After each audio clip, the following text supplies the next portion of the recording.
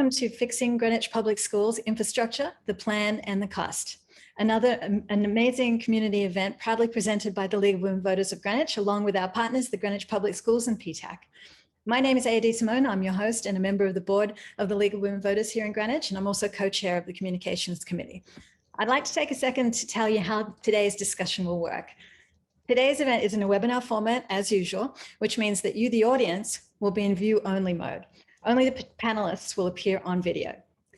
The event format will be 30 to 40 minutes of panelist presentations, along with a panelist discussion of pre-submitted audience questions, followed by 15 to 20 minutes at the end of moderated live audience Q&A.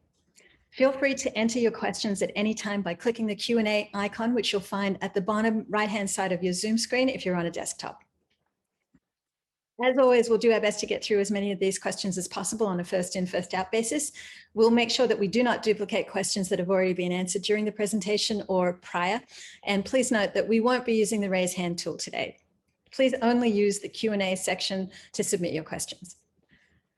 We've received feedback from many of you in the community that you would like us to leave more time for audience participation during these community events. So we've heard you and we're glad to deliver. We will be extending today's event by half an hour and we will end promptly at 8:30.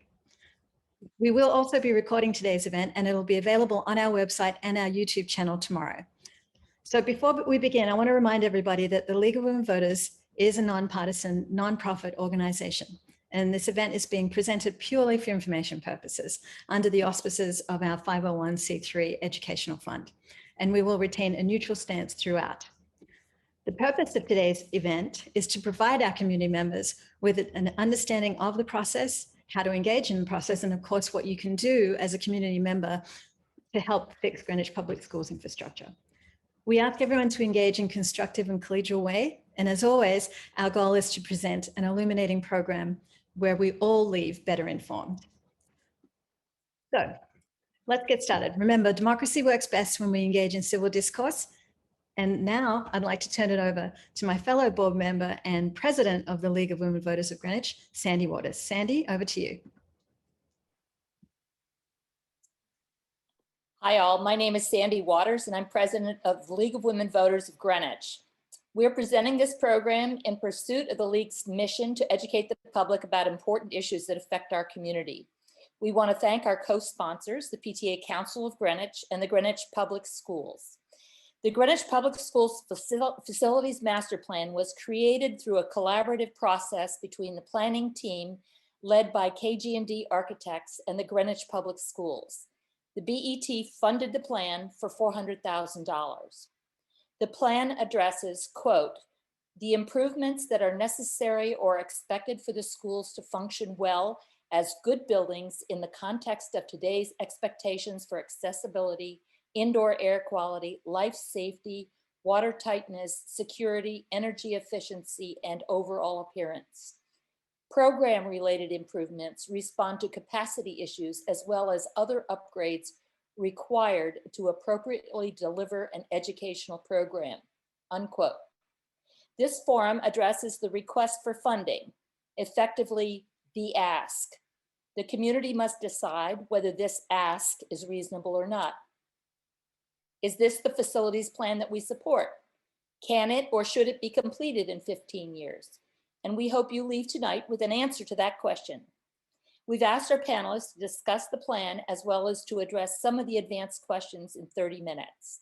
Our panelists include Dr. Jones, who is the Superintendent of Schools, Sean O'Keefe and Dan Watson, Chief Operating Officer and Director of Facilities of the Greenwich Public Schools, and two Board of Ed members, Peter Bernstein, Chairman, and Kathleen Stowe, Vice Chairman. Following the presentation, League members Cristina, Broderick, and Kris Lowe will moderate a compilation of questions submitted during registration. Following this, I will address questions about how the public can engage in the conversation about implementing the plan. Throughout, participants may submit questions for the Q&A at the end. The moderators will go through as many as time permits, assigning them to one panelist or another. The ensuing question, can we afford the required work, is equally important, but not the primary focus of this evening's presentation. We hope to address that issue at a future date. And with that, I'll just turn it over to Toni. Thank you very much, Sandy. I think we'll go ahead and get started.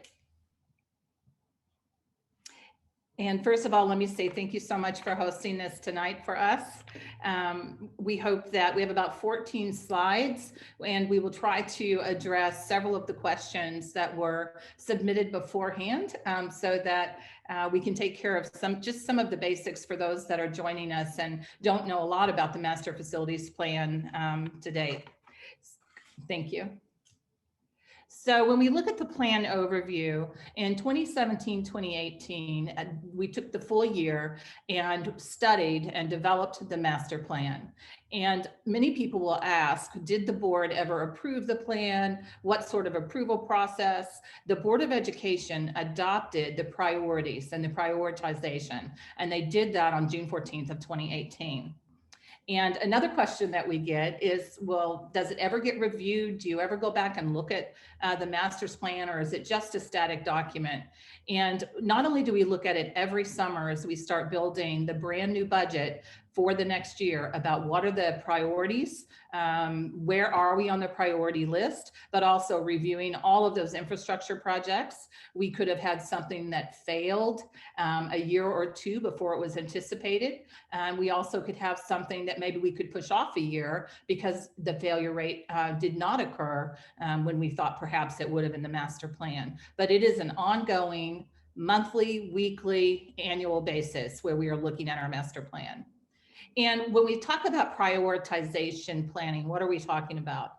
Well, these are the 7 areas that were looked at inside the plan. The first one was to create additional capacity where needed.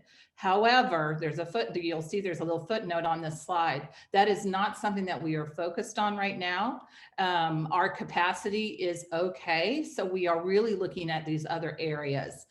The next item you see is to update next generation learning environments. And we may ask, well, what does that mean? Well, the next generation learning environment can be right-sizing a cafeteria that in the early 1900s was simply built too small. It could also include areas like a science lab, which we know STEM or STEAM education is so important for our young people now. Most of our elementaries, for instance, have a science room. So that is something we look at in making a learning environment for the 21st century. And not only that, you'll see on a slide that's coming up, just when our buildings were built. And the buildings that are in the priority list that will be coming up next were all built before Public Law 94-142, which was special education law. So the buildings weren't built with the small spaces that you need for teaching and learning. We also have our security improvements, which I think everybody knows have changed drastically since the early 1900s. Air quality and HVAC was part of this development. The accessibility, not only inside the building, looking at elevators and lifts, but do we have adequate ramps? All types of accessibility features. Looking at the full building replacement if that was necessary. Also fire alarms, sprinklers, other life safety considerations, and things like intercoms are very, very important in our school buildings for safety. And all of these components are part of this master plan. So when people will say, what are the next projects? You know, when you look at the priorities for elementary, the next project for us is Julian Curtis. If you looked at the plan that's online, it's planned to be under construction in 2023. That building was built in 1946 and virtually nothing has been done to that building since 1946. After that will be Old Greenwich, which we were in feasibility this year, planned to be under construction, again, just in the document, 2024. It was first built in 1902. And then you can see it had several smaller additions for growth as well as just small components to the building. And after that is Riverside, which would be under construction in 2027. Again, it was built in the early 1900s and has had some small additions, but very little work has been done to Riverside since 1932. Central Middle School is our main priority at the middle level. It's planned to be under construction in 2034. It was first built in 1957 with a very small addition in 2000. And it has a different type of construction than our 3 elementary buildings. And one of the reasons that you're seeing more of a failure from the sense of the structural aspect at Central is the type of construction.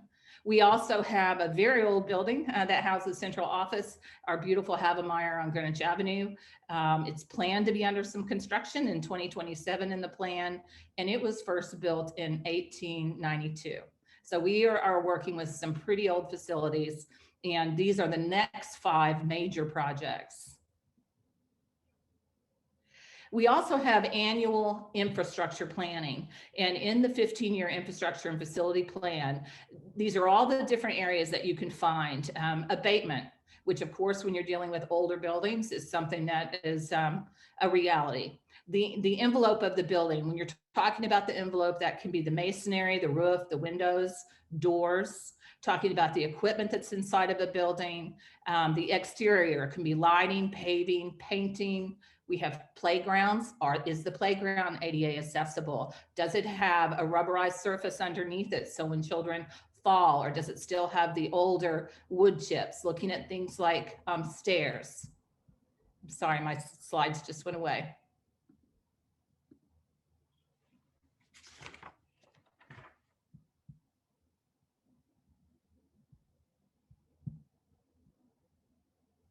If you could go back, Toni, do you have the slides in front of you now? I have the paper slides, but yes, I have, but I can't see it on my screen for some reason. Well, we're still on the infrastructure planning slide if you want to work from that. Okay, I'm sorry. So on the infrastructure, we also have I've talked about exterior, interior. We look at the mechanical aspect, looking at the furnishings that go inside of a building, especially when you're talking about 21st century. Looking at the gymnasiums, is the gym the right size? Does it have HVAC? And vertical transportation. So these are all components that you will find in our annual infrastructure planning. If you go ahead and click. And it needs to be noted, and I think this is very important, that ADA is an annual priority. That means lift installations and replacements, elevator replacements, the ramps, handrails, accessible sinks. This is part of our ongoing work that we do every year as part of our infrastructure. And the families that live in and around Eastern will remember just 2 years ago when the entrance was made ADA accessible by adding that ramp at the front. Also, if you just click one more time, why should we be spending annually? What should we be spending? We know that when we did our facility study, our master plan, that it was around $20 million is what was recommended. And I know there'll be some questions later tonight about how much we have spent and are spending. So I'll wait and we'll address that a little bit later on. So I'm going to talk a little bit about the annual process and how it actually works. And we do utilize the master plan in building the budget every single year. And I present the budget to the Board of Education, generally happens in November. The board will make adjustments as they see fit to the operating and the capital budget after very thorough discussion and very public discussion.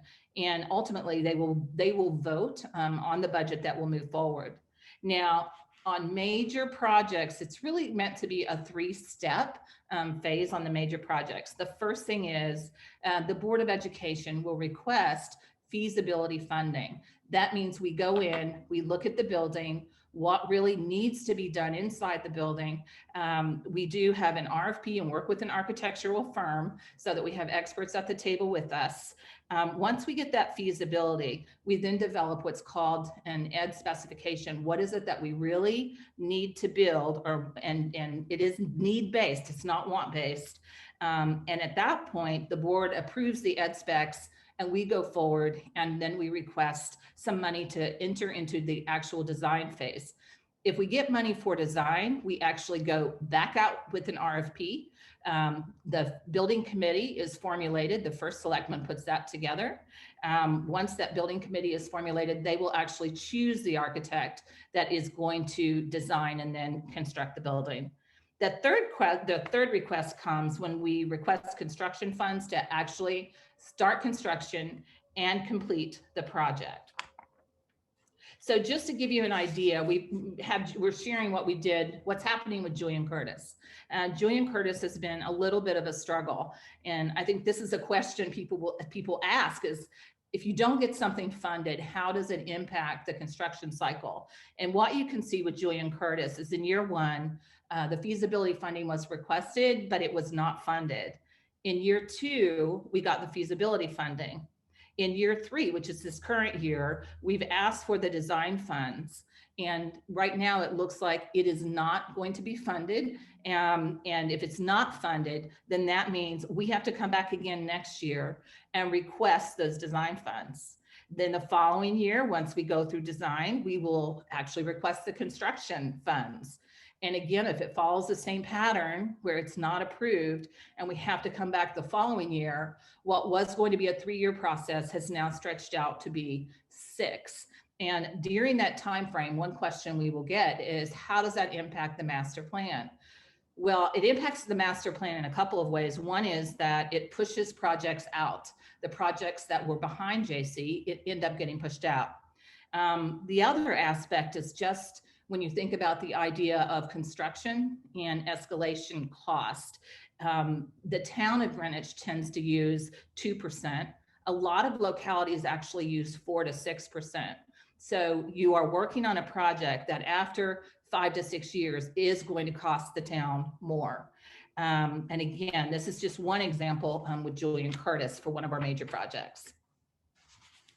On our next slide, we're just talking about where you can look to find more information. We try to populate our website with as much information as possible. And if you go to the greenwichpublicschools.org website, you click on department, and then you click on facility/rentals, and you can find the facility master plan right on that page. And it's important to note that it's not only the master plan, the appendix is there as well. And you really need both of those documents to understand the full scope of the facilities master plan. But again, it's all online, very easy to find under the facilities tab. You can also find information about all of our major projects on our website. So in addition to that, we have ongoing detailed information. And every month, our CFO presents to the Board of Education a report on not only the financial aspect, but how the projects are closing out, where we are on our building committee projects, as well as the projects that we manage as a school district.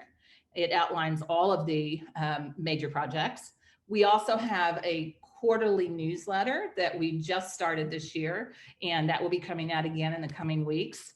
And that has an update with pictures on all of our major projects, as well as financially what's happening within those projects. Again, just in an effort to try and put as much information out in the community as possible. And that quarterly newsletter goes to members of the Board of Education, the RTM, the BET, and then anybody else who wants to register to get those facility updates. And then on top of that, of course, we were just looking at the website, and we have a lot of information that we populate on the website.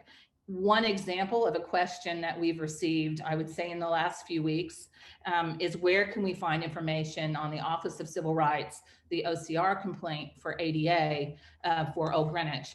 If you look on our website on that same facilities page down at the bottom, you will see that it is actually posted. The remediation plan, the voluntary resolution agreement is posted there for the community to be able to view.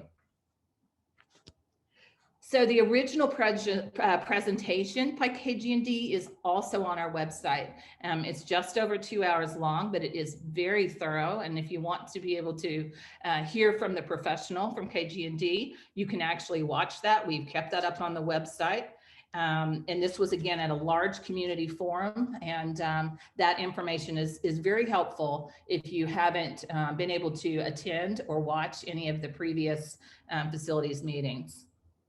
When we look at the Board of Education proposed budget for 21-22, what was proposed was just over 32 million.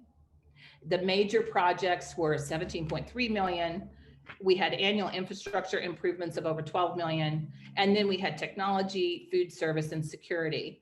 And I do want to note that there were a couple of those projects that were moved this year from capital to operating. So our operating budget will look like it has a slight increase, which is artificial in the sense that it was just an accounting change from one area to the other. But on the next slide, when you look at the major projects, this gives you an idea of where we started at 17.3 million. And what has come through the BET so far is a remaining 2.95 million. And the projects that were eliminated this year were the soil remediation was 8 million. And I think it's only fair to note that we're confident that when we're ready to put a shovel in the ground, that we will be able to go for an interim to have support for Western. So I don't want Western parents to be fearful that that's not going to be funded.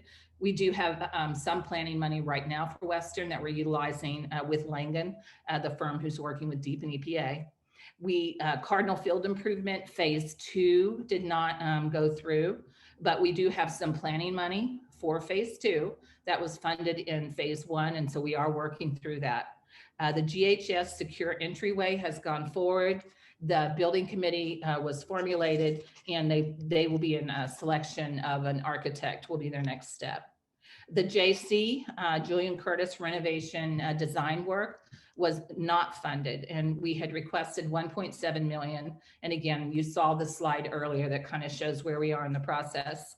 There was 200,000 that was funded, requesting the Board of Education to go back out and look at the educational specification that they put forward. And the board has not discussed that yet. So I'll leave that for Peter or Kathleen to address if there are questions. We did request just over 100,000 for Central Middle School engineering study. And again, that was not funded. And when you look at the next slides coming up, I'll talk a little bit more about that. What has changed over the years? If requested projects are not funded, it does shift what's in the master plan. It pushes projects back. So the original 15-year plan really becomes the next year you come to the table, you're pushing out another 15 years, the next year, another 15 years. So if you don't have projects that are staying on schedule, you just continue extending the plan. And that's a question that we get a lot. It does start with the proposed budget year. So for the example, next year's plan will start with 23, and then we'll go out 15 years from there. And that's how the master plan works. So when we look at a summary, the facilities master plan, most important to remind people is this is a planning document. This is not meant to be, it's really a communication tool for the community, and it's a planning tool for the Board of Education, for staff. What the master plan is not, and I think this is, there's a lot of misunderstanding about what a facilities master plan does. It is not an engineering study of all of our buildings, and that's really important. It is very detailed. We have a lot of information. We know if a building doesn't have an elevator or it's missing a lift, but what it doesn't do is we haven't looked behind all of the walls. We haven't moved, looked up in the ceiling and moved all of the insulation out, which is a question we've had about North Mianus. That's not the intent of this facilities plan. And it's not a static document. It's not a precise estimate of cost, and it is a construction estimate, which is based on very high level numbers, based on a square foot. As you can imagine, when you start looking out 5 years, 10 years, and 15 years, the cost can change depending on the price of steel. There are many factors that go into cost. So until you really get into a project and you go out to bid, you're dealing with estimates, but the master plan itself is built on very, very high level, just construction estimates. It is not the actual design. So if you click on the actual master plan link, you'll see renderings of how buildings could be enhanced, where they could have a hallway, where they could have an open space outside.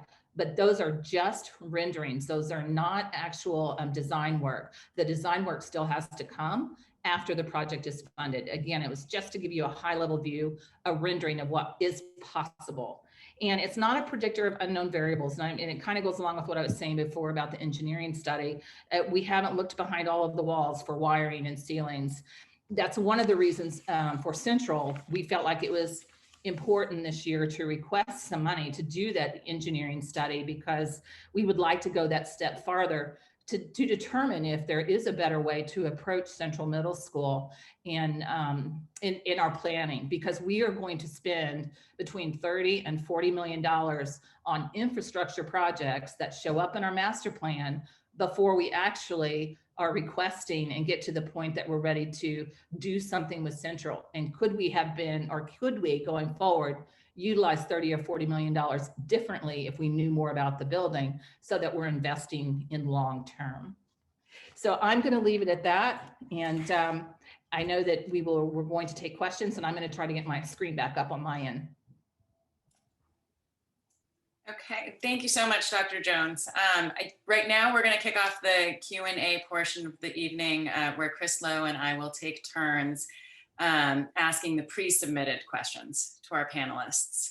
The first one is for Chairman Bernstein, and the question is, the BET paid for and the BOE commissioned from an outside consulting firm the 15-year facilities master plan that addresses the long-term needs of our schools. Dr. Jones mentioned that the BOE adopted this plan in 2018, but is it true that neither board has approved the full plan or its costs? What is the town process for approving a long-term set of capital priorities? All right, so first, let me start off. Thank you for hosting this. It's really interesting, and I will be logging in when you host the companion one about how to finance some of these projects.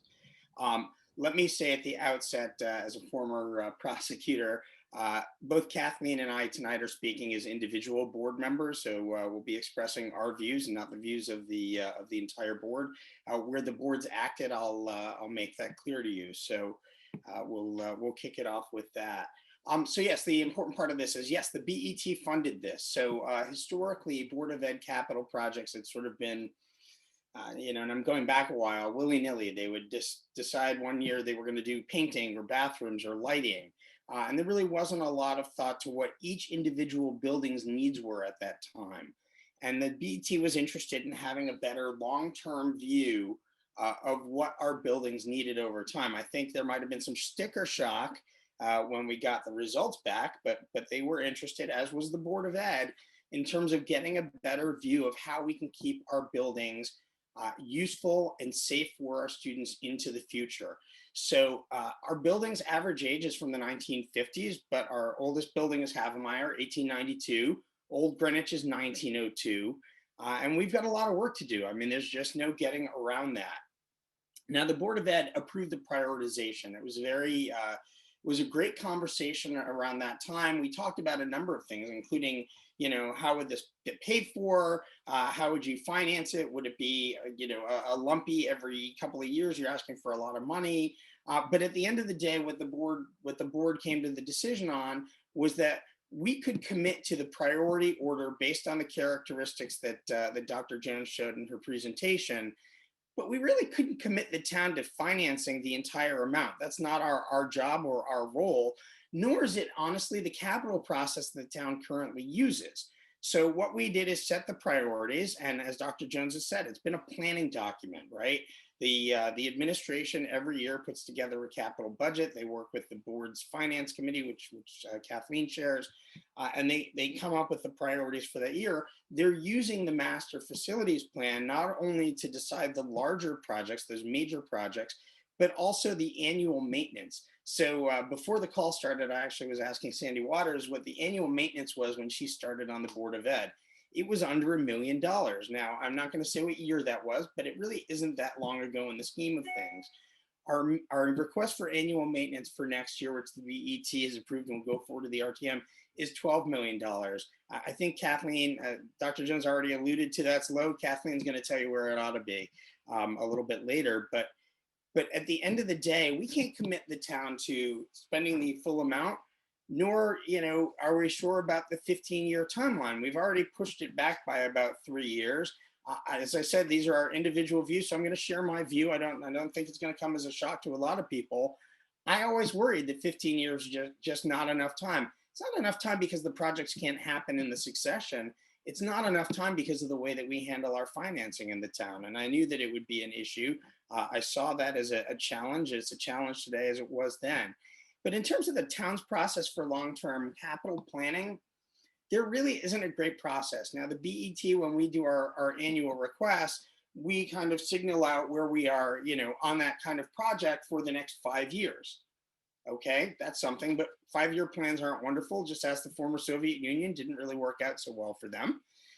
They also kind of keep a category of major projects that on the town side that they might do, and they kind of add that up, and they have a big number of what they think it's going to be this year and the next year. The problem with that is projects get pushed off every year, not just school projects, town projects. And at the last League of Women Voters Forum, we talked about this. I know I did, and the chair of the BET mentioned it as well.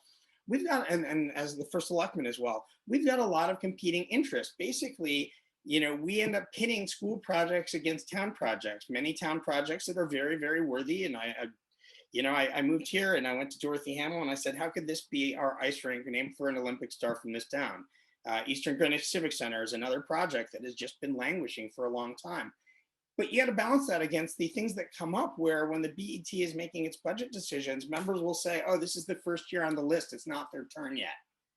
That's not how capital planning needs to be done. We really need to be more thoughtful about it. So the master plan is a good tool, but not very long ago. In fact, it was just in February, Kathleen and I wrote a letter to the editor that we need to have a community conversation about how we handle these projects. There needs to be a real capital process. In fact, even the annual process this year was not the same as it's been. There used to be an annual capital improvement process where basically the requesters of capital would come in. There was a committee where they would make recommendations. It didn't happen that way this year. We really need to take the opportunity.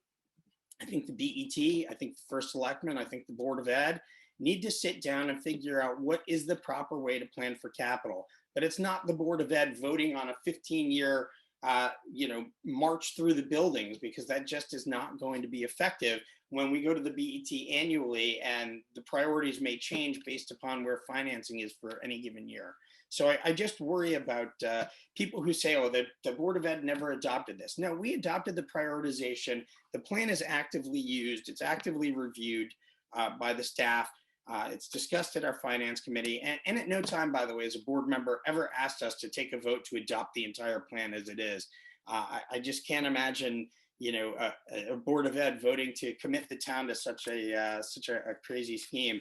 It really is about really properly planning out, and that's what the work represents. That's how we've been using it. It is driving the facilities work that's happening. It's driving the major projects. It is really the path forward, and we need to just get moving on it, right? Year 3, nothing's happening. Okay, here's a question for Toni or the others from the GPS. Some describe the plan's infrastructure elements, such as HVAC, ADA compliance, safety and security, as necessary and non-debatable. The plan estimates the cost of these at $366 million. Program-related improvements estimated at $399 million would be debated by some. What are the elements of the program-related improvements, and are they truly necessary? From an instructional aspect, they're absolutely necessary. I think, we're more than just a building, we're a school. And, trying to have instruction for 21st century and buildings that were built in the early 1900s, there are challenges, and I referenced one of those is just even the small spaces inside a building. When these buildings were built, special education law did not exist. So we didn't have small spaces for speech, for OT, for PT. They just didn't exist. We didn't have English language learner classes. Our cafeterias were different than they are. Just the way we even prepared food, in the mid 1950s was different. So it is important, and we are being very thoughtful at what we put forward. And from not only the ADA perspective, the air quality perspective, but spaces that are needed, and they're needed for children. And our children and our staff deserve 21st century facilities. Okay, our next question is for Kathleen Stowe. Is it possible to fund a significant 15-year facilities master plan and to complete the work on time without long-term borrowing? First of all, echoing what Peter said, thank you so much for having me. Also speaking here as an individual board member, but also a mom of 3 kids in our public schools that would like to see maybe one of these buildings built before they graduate. But look, I think anything's impossible, right? I mean, it's going to take time, focus, and money. And we certainly can give it the time and the focus, and we have to obviously talk about the money part. 15 years, we're a few years behind that. So I suspect that 15 years is going to be challenging, but I'd love to keep it in that neighborhood. We just need to make our schools a priority. I mean, I think Peter said it best, and we wrote it in our letter to the editor. There are lots of competing interests in the town, and I get that, but we need to focus on really advocating for our public schools, because it is important and it really affects our property values. And so I know that I would like to really see a little bit more of us, advocating to get this done in sort of a timely manner. But also, I think if we've learned nothing else from COVID, it's the importance of kids being in school, right? People are demanding that around the country, and we did it. And I can't help but take a victory lap here for Toni and the team for making that happen. But you even see with the North Miami situation, which we'll of course be talking about. I mean, their biggest desire is for those kids to be back in the school. And so if we don't have buildings that are meeting the needs of our community, then I do think we have a problem. Now, as for the long-term borrowing, I don't really think that's for me to speak to. Again, I think that's probably going to be in your next League of Women Voters meeting, but I do think it's an important tool. I think it's something that we should consider. I personally think it makes sense, but I think it's a discussion we have to have as a broader group. Okay, this is for Toni again in the public school side. What is the cost of avoiding or delaying the facilities work as outlined in the plan? Dan could probably speak to the challenges. If we don't keep up with the infrastructure aspect, it's a constant, it's a constant battle. And when the large projects don't get done, we still have to go and invest, because you can't just keep putting it off. So if the large projects don't get done, it goes back to the annual infrastructure. And Dan, I don't know if you want to add to that at all, but the more we push it off, the more expensive it becomes. It's more of a factor of escalation. You really can't put a dollar amount to it, especially with the way things are in the world right now. We're seeing construction prices, material costs, if they're available, are significantly higher than they were a year ago. So at the very least, the cost would be the escalation of what it cost when it was originally planned. It'd be very difficult to put a dollar to it, but obviously there is a cost. And the longer you wait, the more degradation you have to some of the infrastructure.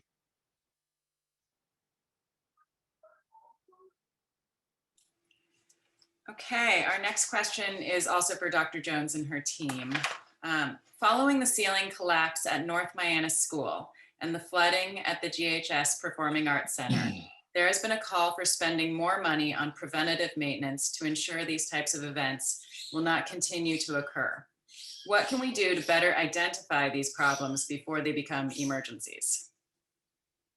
Yeah, and Dan, feel free to chime in, but both of those examples are really not examples of failure to monitor buildings. One is brand new construction where something was installed incorrectly. That becomes an insurance issue when that happens. And I think that risk management is still working through that.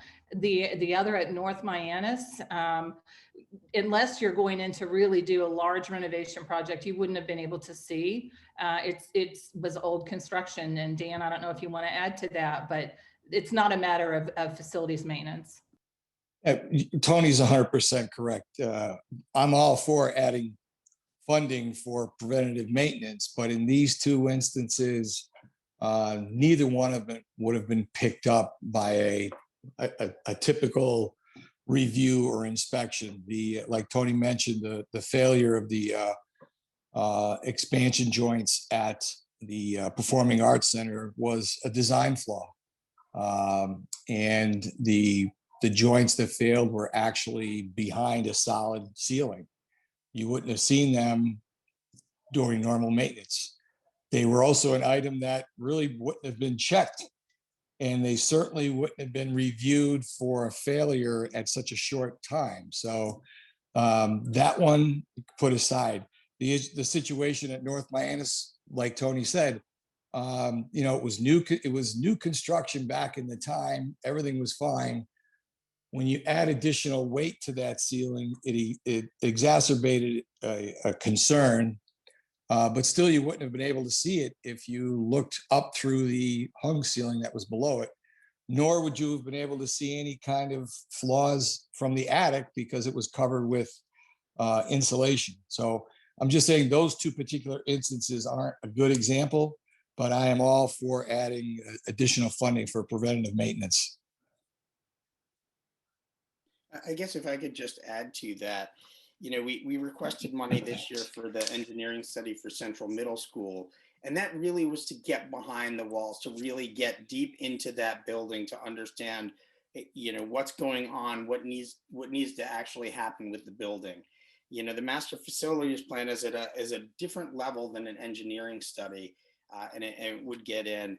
I live in a house that the front part is 100 years old. I can tell you right now, every issue we've had in the house is in that part of the house, right? And what lurks behind the walls and ceilings is always what scares me. But these are not the things you'd see just walking through a building. So we have to actually take that into account, especially with the age of these schools. And they get older every year. And what is the useful life of a building? Well, I think we've proven 75 years is kind of a low number at this point. But how long can you keep these buildings going? And are they really suited for the style of learning we have now? I mean, that's one of the other issues that we should be talking about, because really we're still using classrooms that were made for the industrial model, all desks facing forward. Every student had an individual desk. That's not how learning happens anymore. And by the way, it's not how the world works. If you go into an office, we're talking about people in collaborative spaces. That's what we want our students to be learning how to do as well. And we're not doing ourselves any favors by continuing to walk this path where we're going to keep our buildings exactly as they are for forever and ever and ever. Okay, Peter, we'll come back to you. Should emergencies alter the refurbishment timeline for a particular school? In other words, should emergency repairs initiate broader improvements in the facility? So I guess it would depend on the facility and where it is on the list of priorities and what the projects are. So I know this has come up in conjunction with North Mianus. So as Kathleen said, right, both the parent community and the Board of Ed has been pretty clear. Our goal is to get the students back into the school as soon as possible. That is the priority. That is really where we're going. Now, when you look at the master facilities plan, there's no really major work slated for North Mianus at least 10 years out. Now that's 10 years from when we first did the master facilities plan. As you heard Dr. Jones say, we're already 3 years behind. But so you look at, okay, if the ceilings are down, what would you put in? Well, guess what? We did HVAC there about 2 years ago, I think. So you really don't need to be doing that. We're actually going to be able to upgrade the lighting as part of a project with Eversource that they're actually funding. So that's not something we need to pay for. So we'll do that at the same time. In this current budget year, we actually have money appropriated to fix some bathrooms. That work will happen simultaneously. So we're going to take advantage. But the work that's further out on the master facilities plan, it doesn't really make a lot of sense. So, we have these priorities. Those other priorities shouldn't lose out. The other thing I want to mention about emergencies is this. The town has a capital fund for emergencies. It's at around, I think, $45 to $50 million the last time I heard the numbers. We keep that money in case of events like this. Now, some of this will be covered by insurance, some won't. And the BET will make a decision. Do they take money from that capital non-recurring fund? Or do they want to bond some of that money for the capital projects? Again, not a decision for the Board of Ed. I will say when we had the cost of HVAC, it was about $1.5 million, and the BET requested and the RTM passed a bonding resolution, so they could bond the $1.5 million. I, of course, am a little bit more, on the camp of you've got a $50 million fund. You use the capital from there, and bonding is for the larger projects. And bonding as we do it now, you can ask the BET to do it because it always confuses me. There's BAM and other methods, but basically they pay for things. They use some bonding, but it's short-term bonding. I think it's basically 257, but I always mess up the numbers. So better to get it from the BET. But for emergencies, we've got the money on hand. We need to do the work that's at hand to solve the problem we're trying to solve for. There's really not a lot of efficiencies gained, by trying to do more work and keeping the students out of school longer. So our goal for North Miami especially is to get them back in school. That said, if we had a situation in another building that was closer to the timeline, and it was something that could be resolved at the same time we were resolving whatever the issue was, certainly we take a look at it. That's where you gain efficiency. There's not efficiencies to begin with North Miami. Okay, our next question is for Dr. Jones. Why is Central Middle School slated for 2034? Shouldn't it be a much higher priority? What is the plan for updating Central Middle School in the context of its escalating maintenance costs? Well, I think that kind of goes back to one of the slides I showed. I think that's part of the challenge is we have 5 buildings that are all very pressing, that are not ADA accessible, that are built in the early 1900s or for Central 1950, and they all need to be done. And I would have to refer to really Mr. Bernstein on, I know they worked through those priorities, but I think it was, again, trying to smooth out the funding aspect. And maybe, I don't know if it's because it was a 1950s instead of a 1902. Mr. Bernstein, you would have to give the history on that. And so some of it is about the issues that the other buildings have. So for JC, Old Greenwich and Riverside, they share 3 major components. They're not ADA accessible, not by a long shot. HVAC and air quality in the buildings are lacking, and they have major security challenges. Post Sandy Hook, the state of Connecticut is issuing guidance. I don't really want to talk too much about security at an open forum, but let's just say that those buildings need an upgrade. Central Middle School, at the point that we did the master facilities plan, they felt like that building useful life could be extended for a couple of years, about 10 years at that point. But because we keep pushing the master facility plan start out, we basically keep pushing Central out, which was the reason behind asking for the funding for the engineering study. So without that, we're flying a little blind, quite honestly.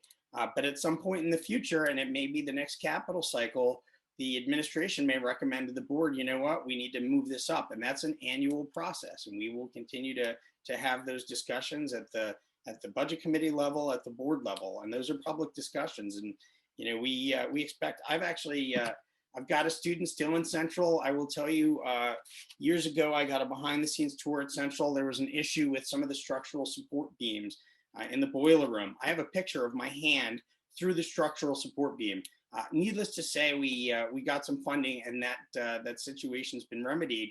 But there are parts of that building that are rusting. It's called the thin wall construction. Basically, the window walls are the walls of the building. There's not any gap, and you have water coming in. You've got portions of the building pushing itself apart. That building is the only one of our 15 schools, but 16 plus buildings that was slated for replacement. And quite honestly, the longer it goes, the more problems we have. And as Dr. Jones mentioned, there's a significant capital outlay with keeping that school running up and functional. We want to know whether it's worth continuing that or not. Without the engineering study, I don't know how we're going to make that decision. If I could just add quickly to that, we remember we actually pulled the field, changing the field this year, which had been approved because of the fact that we were hoping to get the funding to actually make sure that if we were in fact going to redo the building, that we didn't do it on the field. So it's unfortunate because now that community is getting sort of neither. Okay, here's one for, I guess, for Kathleen. Has the district considered identifying one school to serve as a swing school to house all dislocated students from each project while their school undergoes significant renovation work or new construction? Could it be faster and more productive to do this? And if not, why not? I think Peter was going to take that one. I was taking the next one from you, Peter, right? Yeah, that's fine. Yeah. That's fine. So the answer is it really depends on each building. So let me use JC as an example. So the renderings that came out of the feasibility study, JC is actually a U-shaped building, and the renderings actually would show, if that's the plan that the building committee decides to send to the Board of Ed for approval, shows closing in the U shape. So basically creating a square, we'll say. It's not really a square, but let's call it a square. So you actually could do some of that construction while keeping the students in the building. You could do it over time, over summers. So you may actually be in a position where you don't need to move all the students off site. So that's a possibility. Each building is going to be different. We had the same situation with New Lab, with Glenville, with AMAV. Right now, some of the North Miami students are spread over 3 other elementary schools. Everybody continues to point to Parkway, and Kathleen is a Parkway parent, so she's going to jump all over me. That Parkway has lots of extra capacity. There's not a lot of extra rooms sitting at any one elementary school. Sure, Parkway maybe has 1 or 2 more rooms than other schools, and Dr. Jones can certainly speak to this because they obviously looked at this recently for North Miami. I don't know that there's one school that serves as the swing space, and it may not make sense, distance-wise from one place to the other. So each situation is going to be different. Certainly, we would look at using capacity we've got. We do that every time. That's your starting point. In the past, we used modulars. There was talk of, could we do modulars for North Miami? I went when HAMAB was using the modulars before they were moldy. When they were on site at Western Middle School, I went to see them as my son was nearing school age. I don't know in the COVID era that I want my kids in that. And some people may have other opinions. But that's also a possibility, right? And you look at all possibilities. And again, it is dependent on each project, how spaced out the projects are. There's not one answer for any of this. I can tell you that having been on a building committee, you explore all the possibilities.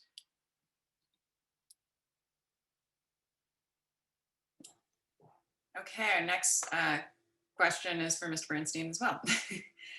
So I switched with him All right. to mess things up. You guys can figure this one out. Yep. Let's suppose the BET and the RTM agreed to fund the master plan as proposed. Does the school system have the capability to manage, oversee, and complete the work? 100% yes. Our team, Toni, Sean, Dan, you can just, if you follow our board meetings, you can just see what they've accomplished over the past couple of years in terms of actually closing out many projects. They're managing multiple projects. It's extremely impressive. And they're a sophisticated team. But also the reality is that if we were to fund, if the BET and the RTM we were lucky enough to get the entire capital plan funded, a lot of that work would probably require, or we would at least solicit state funding, and therefore would go to building committees. And so it would be more than manageable and something we'd be excited to pursue. And if I could just add on to that, we had an issue a few years ago, and the BOE and the BET engaged a outside firm, Bloom Shapiro, to review our capital processes. Those process recommendations have been mostly implemented. The ones that aren't are open for discussion with the town. We flagged that to the BET earlier this year. But basically, we've been using those processes. And so and Sean, I'm going to get this wrong, so I'm going to ask you to make sure I get it right. So since the start of this fiscal year, they've decreased the open capital appropriation by, I believe, $17.1 million or 48%. And so they have been driving the closure of projects that were open before any of the 3 of them joined the district. And I also want to give credit to our prior chief operating officer who started that project. But Dan and his team have really been driving that. They built a good partnership with the town building department. There's some commonality where they share information. They work together where they can. And we really have been moving, they've been moving mountains on this stuff. But the large projects truly are set for building committees where you're seeking funding. There's a proposal before the RTM about having building committees in other situations. And if that passes, there'll be more building committees. For those who don't understand the building committee process, let me lay it out very quickly. There's a provision in the charter right now where when you seek state funding, and it's under state law as well, you have to have a building committee. The building committee consists of, I think it's 7 to 9 people from the community. Typically, you're looking for people who have some level of construction experience or otherwise. You have people from the BET, the RTM, the Board of Ed, some of the town departments, so Public Works, planning and zoning, and those people basically run the project. They go and they put out an RFP for an architect. They bring an architect to the Board of Ed for approval. They then use that architect to build a design plan. They come back to the Board of Ed with the design plan, but that building committee is responsible for everything. I used to joke at the Board of Ed meetings when I served on the new lead building committee that this month we're picking the tile for the bathrooms. It actually wasn't a joke. That's what you do as a building committee. You're basically managing the design. Now, there's been this false narrative in the past about the Board of Ed can't handle its projects. You know, the ones that get pointed to, MISA, that was a building committee. Ham Ave, that was a building committee. Part of the issue there was they saved the front portion of the building. That was a community ask. And if you drive by it, I'm glad they saved it. It costs a lot of extra money, but it's there. New Lebanon was a very successful building committee. Not only were we on time, we were under budget. And at some point soon, they're going to be returning more money to the town. We also got significant state money, but we have a history here of really only funding projects when there's a true need, meaning something got condemned, we had mold in a school. We've been very, very reactive. The whole idea of a master facility plan is to be able to get ahead of these things and basically deal with them and make sure you have the capacity to do it. So can it be done? Oh, absolutely. You've got the team here that's been working hard. This is the same team that got schools reopened in the fall, and people shouldn't lose sight of that. They are actively engaged, and we couldn't ask for a better team. This is for the GPS team. How does this plan deal with enrollment numbers and capacity? How accurate have the enrollment projections been to date? Enrollment projections are very complex. When you are looking from 1, 2, 3 years out, even 5, you can stay really pretty accurate. So on an annual basis, we run 98% accuracy with our projections. When you start going out 15 years or 10 years, a demographer will tell you there are so many factors that go into that. Is there going to be large complexes that are built within a community? Is there going to be a rise in birth rate? And you look at your enrollment from 2 different issues, and one of them is cohort. And those are the students who are moving through your system. It's pretty, once you get your kindergarten class in, it stays really pretty steady moving through the system in Greenwich. We don't see huge swings one way or the other. It's the birth rate data and how many babies will be born that will come into the system when they turn 5. That's the challenging part. But overall, on an annual basis, we're right on target, the person who does our enrollment data. I do want to say, and it kind of feeds off of something Peter said earlier, I think there is a misunderstanding about capacity and what people believe is available. And what often happens in Greenwich is people forget to count preschool. So we look at numbers in 2 different ways. You'll look at a K-5 number, or a building was built with X amount of classrooms for general education, and they'll only count the number of kindergarten through grade 5. And forget that some of these buildings, we have preschool, and it is one of the fastest growing programs in the district. So for instance, at North Street, if you look at how many general education classrooms they have, people don't realize there are 4 classrooms in that building that house preschool. And that's what we're seeing across the district. And our elementaries as a whole, all 11, are at 96% capacity. And I could certainly attest, and I know Dan could probably chime in, how difficult it was to find space around the district to try to relocate students from North Miami to other buildings. We had to take over conference room spaces. We took over principal's office. Teachers that were sharing a room for interventions had to move out to like a conference room, so we could take over the art room, take over the music, move music to the stage. Again, we're at 96% capacity in elementary. And I think people really need to understand that that's not only K-5, but preschool. And preschool, just in the last 7 years, we've gone from 9 sections to 14. And we expect that that could continue. And that is not universal pre-K. And that's another thing that a lot of people misunderstand. They'll say, well, just don't have pre-K. This is federally mandated preschool by law. If we went to universal pre-K, we would be desperate for space. And that is something they're discussing at the federal level right now.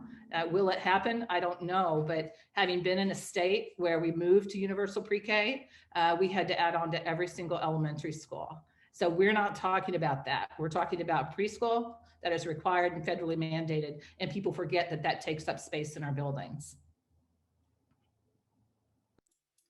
Okay, this is for Ms. Stowe.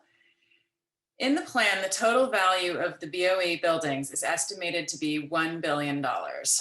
What proportion of that value would good management guidance suggest that we should be spending on annual maintenance? Have we been spending enough on maintenance over the past decades?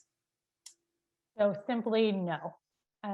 Just give everyone a step back. We have 1.5 million of square feet.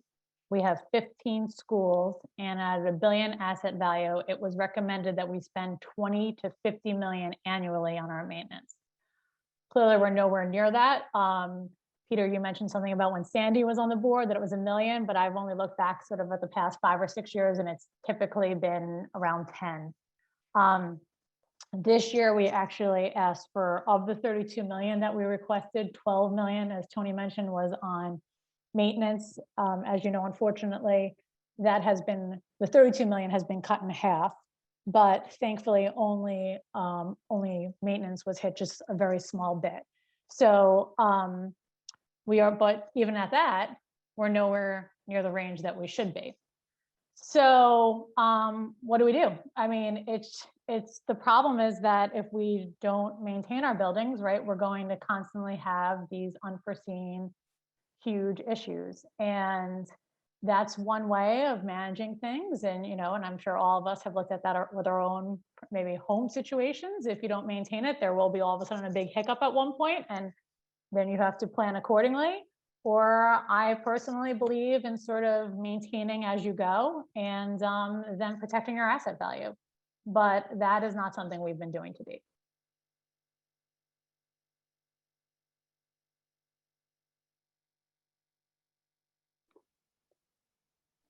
Can I just chime in on that? I think people don't always make the connection. So I want to make sure that people understand there's a direct correlation between the value of your homes, which is driven actually by the quality of our schools. There's no question it's one of the biggest reasons people move here, especially from the city. You know, we see that time and again. And the high value of your homes, by the way, it keeps the grand list high in town, which has another effect. It keeps the mill rate low. Right. So investing in our schools is actually investing in our community, and it pays off in a very, very big way. I had a conversation recently with somebody who's not a user of the Greenwich Public Schools, has no kids, lives near a school, and really didn't recognize the value that their home had was really tied to the school, and especially the neighborhood they were in. North Mianus is one of our most populated areas in town. If you talk to any real estate agents, they'll tell you that's one of the most desirable neighborhoods for people moving to Greenwich. The home values are high because there's demand, and that's driven by the 2 schools that are in that neighborhood. So it is something we need to keep an eye on. We have to protect this. This is a crown jewel. It's a crown jewel, just like Todd's Point is, right? And sometimes I think we forget that, and we undervalue the investment we should make. The other thing you'll hear from real estate agents is the curb appeal of some of our schools is not so wonderful.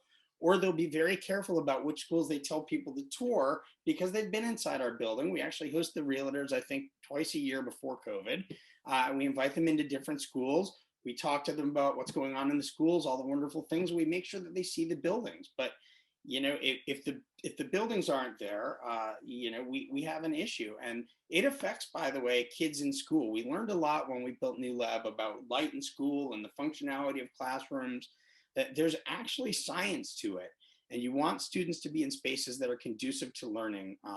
You know, when New Lab got rebuilt, there were students that had been learning on the stage, learning in closets. It really was a whole different environment. We need to make sure that all of our schools have the ability for our students to be their best, to achieve at their highest levels. And that involves the physical building as well as the teaching that goes on in the classroom.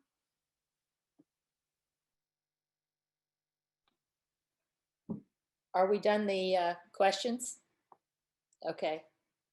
Aya, can you handle my PowerPoint? Coming. Sure thing. We got a lot of questions from people asking us how they could, what they could do and how to participate in the process. And I'm going to, just basically in a few minutes, just answer some of those questions. So if we go to the first slide. So as has been mentioned here already, the Board of Estimate has approved its capital budget for 2021 and 22. It's over. The BOE requested 39.1 million. The BET approved 15.2. It includes Greenwich High School security for 2.8, infrastructure maintenance for 12.1. It removed 23.9 million, including 1.5 for Julian Curtis and 102,000 for middle school engineering studies. There was an emergency appropriation requested of 8.1 million, in which 2.1 was approved, funding for repair of North Miami School. Julian Curtis is 2 years behind plan. The release of the funds for that particular project is dependent upon the rewriting of educational specifications. The release of JC funds will be hopefully decided this summer. North Miamis, the release of funds are subject to more detailed estimates. It's subject both to BET and RTM approval this summer. There is concern about getting those approvals and the effect on delaying the repair. The remaining school projects have all been pushed into the future. So we go into the next one, slide, Aya. The Board of Estimate and Taxation is a group composed of 6 Democrats and 6 Republicans elected for a 2-year period. The individual people are selected by their respective party. Petition candidates may challenge the party endorsed ticket during an August primary. Voters may determine, though, which party actually controls the BET. The party that receives the most votes, total votes, chooses the BET chairman, and the BET chairman has the tie-breaking vote. And their work consists of, in September and early fall, they'll set the allowable budget increases for the following financial year. And in March, they consolidate and approve the townwide budget. Formal BET approval for next year's budget is already complete. Representative town meeting, the members are nonpartisan. They serve 2-year terms. They are organized by district and elected by their neighbors. They can cut, but not increase BET spending recommendations. They must support bonding or borrowing if it's to take place. In May, they approve the townwide budget for the following year, and that will occur on May 10th at 7 p.m., beginning at 7 p.m. Via Zoom. And again, they can remove funds from what the BET has recommended, but they cannot add. Next slide.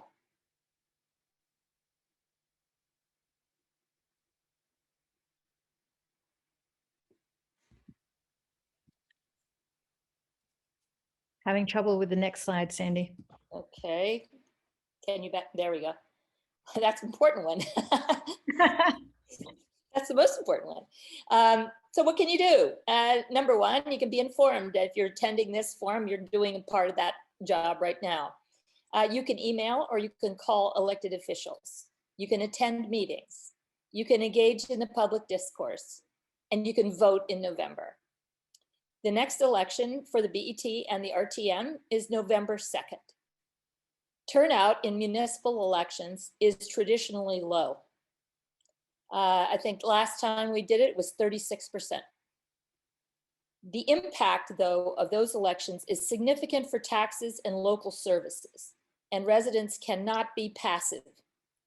Voters should support all candidates for the BET from the party that will implement their financial priorities.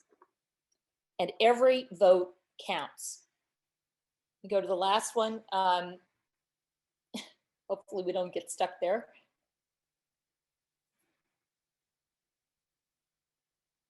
Hey, Sandy, while you're pulling up the next slide, could I just add, BOE election is actually November 2nd as well. There'll be a couple of seats open.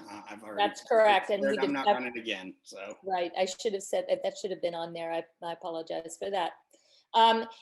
We aren't talking a lot about financial questions at this, but just basically the debate is going to be, how do you pay for this? You tax, you're either going to tax or you're going to borrow or you're going to do both. And the town charter requires that if we borrow money over the short or long term, it has to have the support of 7 individual BET members, which is an enforced bipartisan decision.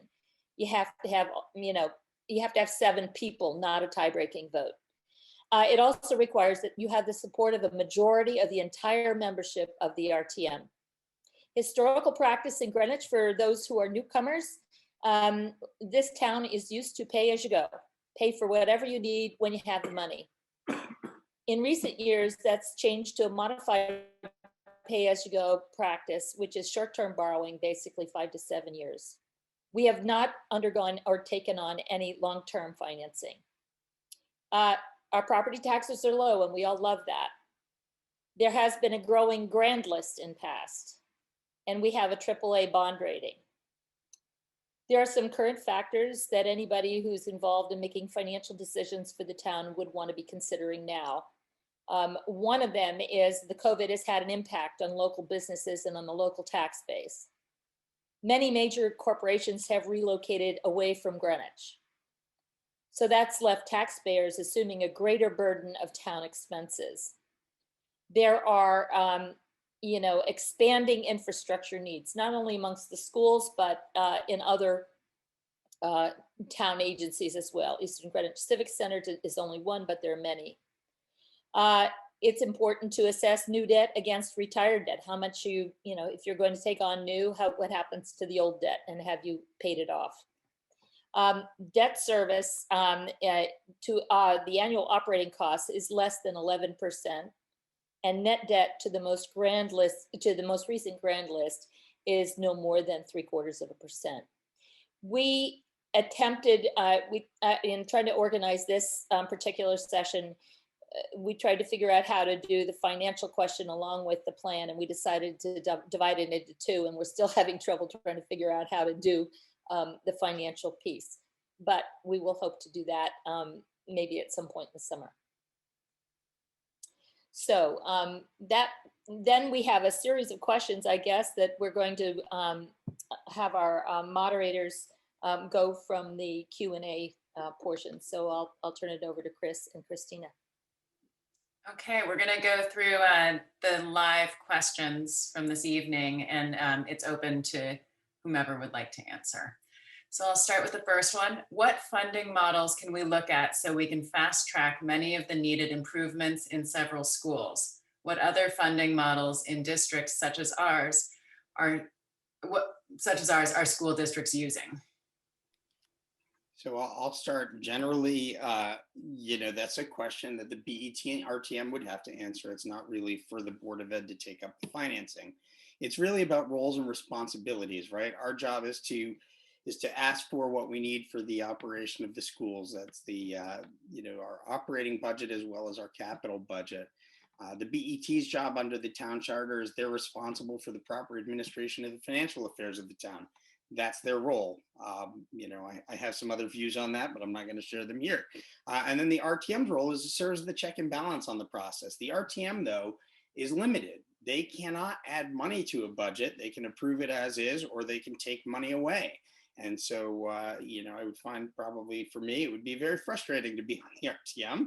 Others do it, and God bless them for doing it. It's a service the town needs. But, we've talked about different models tonight. I know Kathleen, mentioned long-term financing. I think our sewers, by the way, are financed over 20 years. So when you say there's no long-term financing, it's not entirely true. And the fact that our buildings are going to last a really long time, should clue us in that maybe paying for them over 2 years, 5 years, or 7 years might not be the way to go. You know, I don't want to put Mr. O'Keefe on the spot, but he worked in another district before coming here. He might know what other towns do. But again, I think it's really for the BET and RTM to have those discussions. And I know over time, various committees of the RTM have looked at this. I don't know the extent of the work the BET has done. I'd love to see a financial analysis of what a project might cost if it were financed using our modified pay-as-you-go versus 20-year, given where current rates are. I don't know if anybody else wants to add anything on that. I just as a comment, we have 21 questions. So if we could be direct in answering them, that will enable us to get to a lot more.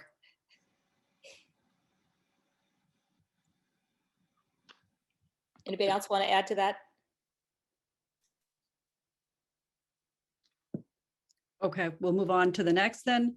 How much has the current BET cut from the BOE's capital projects in the past 2 years? I've read that they've cut 36.2 million in just the past 2 years. Is that correct? I can take that one.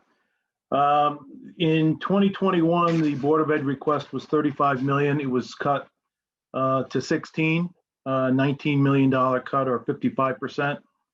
For this year, our request was 32 million. The superintendent's request was higher than that. And I think that's the number that Sandy was referring to earlier. But the Board of Ed request was 32, and that was cut to 15. So it's about a 47% reduction. So in 2 years, it's been cut about 34 million.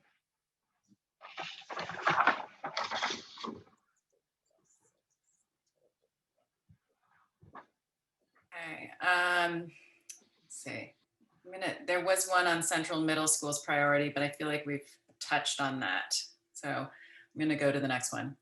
There's a rainy day fund which is controlled by the BET. Why is it not used to remedy legal and safety projects such as ADA, maintenance, etc. before crisis? What can citizens do to force the BET to listen to its residents? The RTM, of which I am a member, is impotent to add to the budget. It can only cut. The BET has already done bare bones cutting, as exemplified by its budget cuts and requirements of private donations for other town projects, such as the Eastern Greenwich Civic Center and Dorothy Hamill Ice Rink. So just very quickly, you know, we've already been accused of inciting parents and firing up the community. I think parents and community members are a lot smarter than that. They don't need us to tell them where the strings are controlled from. We basically can just ask for what we need, and then the BET is ultimately the decision-making authority. And so I guess the short answer is take it up with them. Okay, this is for Dr. Jones. Expanding the pre-K program seems prudent given the persistent achievement gap in Greenwich. Who does the pre-K program currently serve, and what is the demand for seats? Is there more demand or need in certain schools? With our pre-K program right now, it's required by federal law for children who have gone through child find, and they become eligible for preschool with special needs when they turn the age of 3. And then within each classroom, we have 6 children with special needs, and there are 9 who are peers. And those are, they go into a lottery and put in for, and they pay a tuition to join our preschool, and so that the class emulates a general education environment like it would in a K-5. So it's a balanced classroom. And we will have anywhere between 130 and 170 or 80 families that are turned away for preschool seats every year. There is a high demand to want to be a peer in our classrooms. And again, the growth aspect has really been from special needs, and where we've gone from 9 sections to 14. And along with that, we've also adjusted even how our ratio in preschool, trying to be more effective and to be able to save a section where it's not growing quite as quickly, but it simply is the number of students. It's a total of 15 in those classrooms. It's not universal pre-K.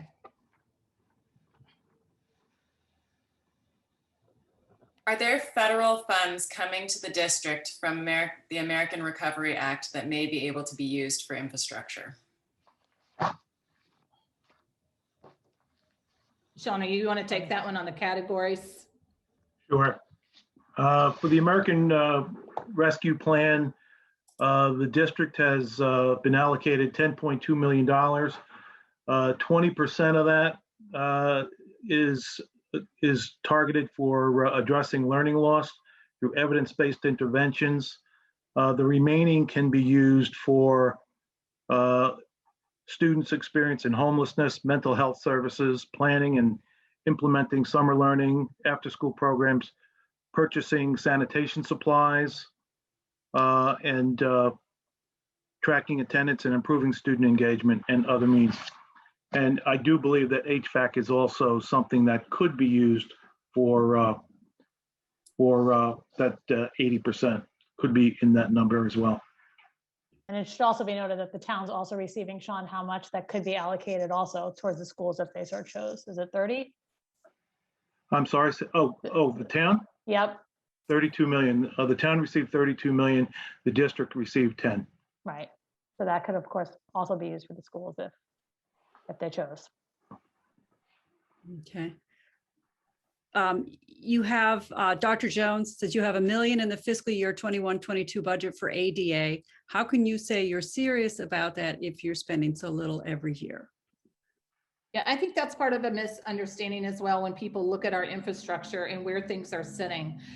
For instance, if you go back and you look at that entrance to Eastern, I believe that was sitting in the exterior where the ramps and the handrails are going. It doesn't necessarily say ADA. And so I think when you look inside the budget, you really have to understand all of the projects.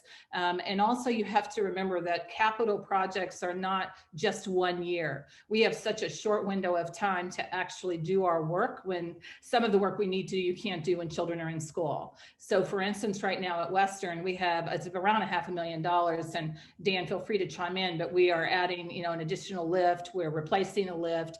There are things that you probably wouldn't know unless you really understood all of the projects, but we are committed to doing what we can do, and as part of that infrastructure and ongoing work for ADA.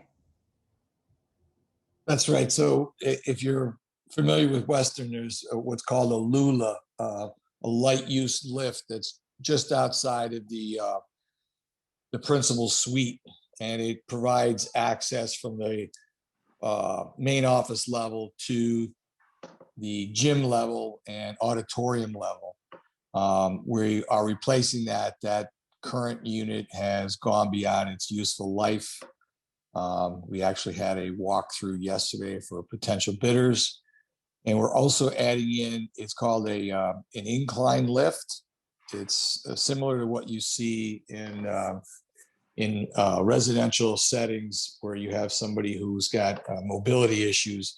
It's basically a stair climber, where somebody who's in a wheelchair or who has mobility issues will be able to step onto a platform or wheel onto a platform, and it will glide down to the next level or glide up. So we're adding this into the stairway. If you were to go into Western, it would be to the left or the west side of the building. It would allow the person to have access to the middle level academic wing. You would still not have access to the upper floor, but by getting access to the middle wing, it's also the same level that has the bridge connecting to the W wing where the media center is. So it's not a perfect setting, but it's a start for us, and we really need to step up our ADA issues in other schools. We're well aware of that. With exception of working with architects and engineers, does the BOE work with a construction project management firm with experience in holistic capital project management that works directly with the facility management department? You want me to take that? Go ahead, Dan. Well, in what manner are you asking how we work with them? Do we use them for estimating services? Do we use them for project management oversight? Because the answer is we definitely do use an outside firm for project management oversight. We actually have a gentleman who's working with us right now. We call him a consulting project manager. He is our eyes and ears on the ground for the Cardinal Stadium renovation. And we've used consulting project managers in the past, and we've used several different project management companies for estimates as needed.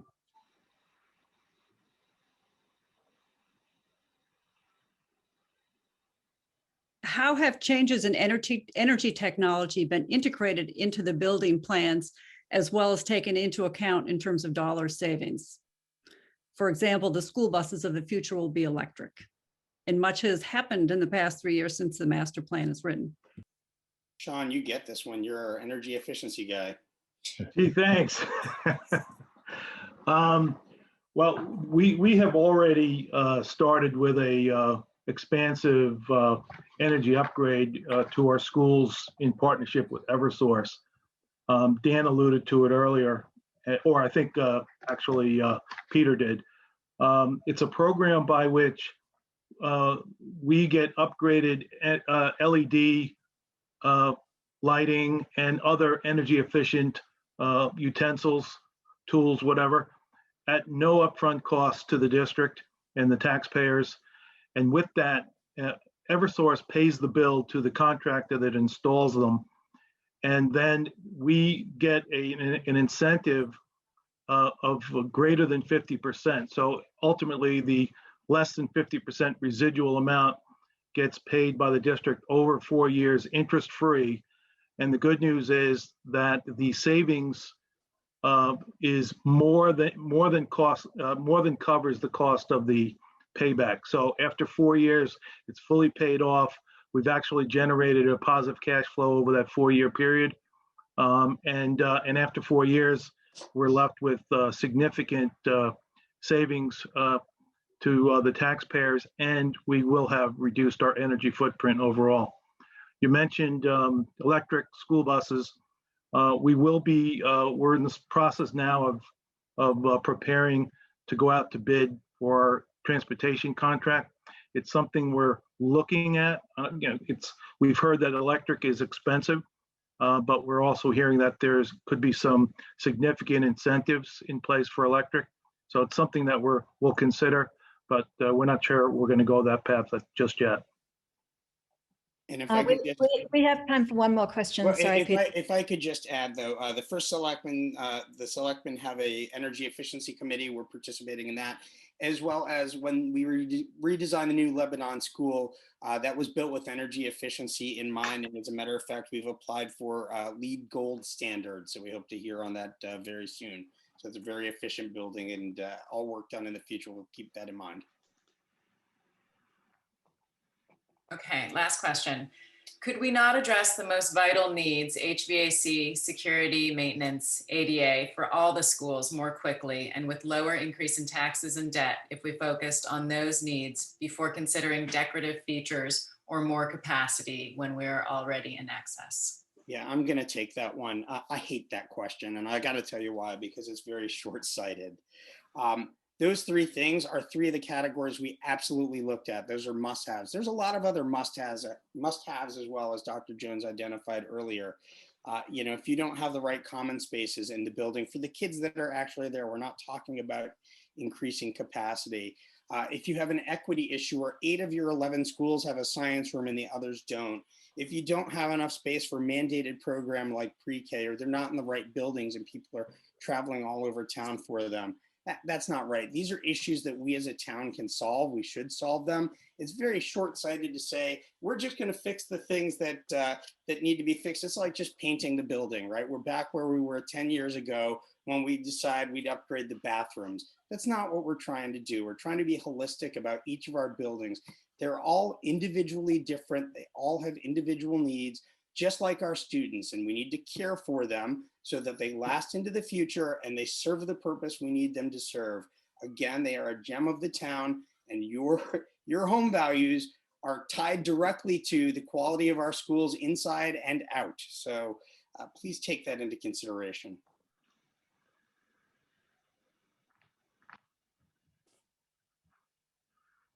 Okay.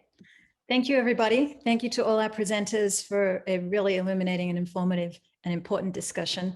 This is clearly a very important topic that's near and dear to the hearts of many in our community. And there's lots to think about, lots to consider, and lots to discuss, but clearly also lots to do. So we hope you all found the conversation and discussion informative, and now have a better understanding of how the process works, how you can engage. And what's clear here, at least from my perspective, is that we all have a common goal to find the best way forward to fix Greenwich Public Schools infrastructure. And I think that's what we would like all of you to go away with. So thank you again. High quality questions, high quality discussion, and we could have continued for hours.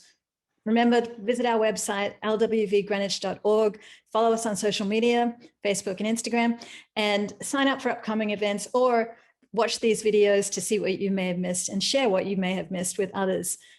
All of this is to help participate in our local democracy to improve our community. So thank you, everybody. Thank you to the League of Women Excellent. Voters. Thank Really you. appreciate it. Great job. Thank you. Good Have a night. good night. Night. Good night.